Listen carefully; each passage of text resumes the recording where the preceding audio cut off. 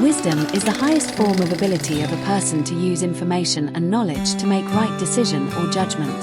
Thomas Jefferson said, "Wisdom is knowing what to do next. Skill is knowing how to do it. Virtue is doing it." Socrates said, "The only true wisdom is in knowing you know nothing," adding that true wisdom comes to each of us when we realize how little we understand about life, ourselves, and the world around us. Buddha said, "Just as treasures are uncovered from the earth, so virtue appears from good deeds, and wisdom appears from a pure and peaceful mind." To walk safely through the maze of human life, one needs the light of wisdom and the guidance of virtue. There are two kinds of wisdom, the worldly wisdom and spiritual wisdom. Worldly wisdom is the wisdom that is considered to be beneficial for gaining worldly things, such as gaining wealth, power, knowledge of the worldly things, gratification of desires or senses, etc. Spiritual wisdom is the wisdom that leads to spiritual growth of a person. Importance of wisdom. Wisdom is important because it only can lead us to the right path, though information and knowledge are also important. It is information that leads to knowledge, and it is knowledge that leads to wisdom. Information and wisdom are thus two tools to reach at certain wisdom.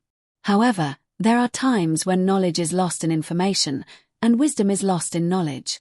S Eliot had once asked the world, "Where is the wisdom we have lost in knowledge?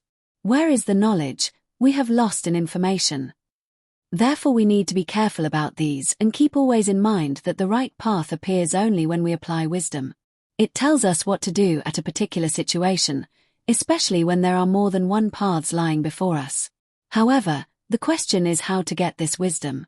There can be many answers. One of the answers is provided by Confucius, who said, "By three methods we may learn wisdom. First, by reflection, which is noblest. Second, by imitation, which is easiest. And third, by experience, which is the bitterest." A pilgrimage for wisdom.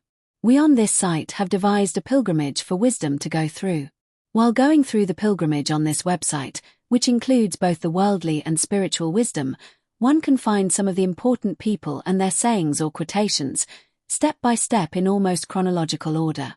One can find good people and bad people. One can also find good saying and a bad one. Our aims and objects include acquainting our readers with both so that they can peer into the human mind throughout ages.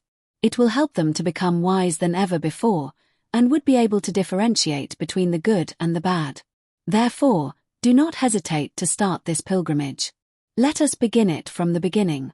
Let us start it from Ptah-hotep for the time being, the texts of whose utterings are said to be the earliest ones.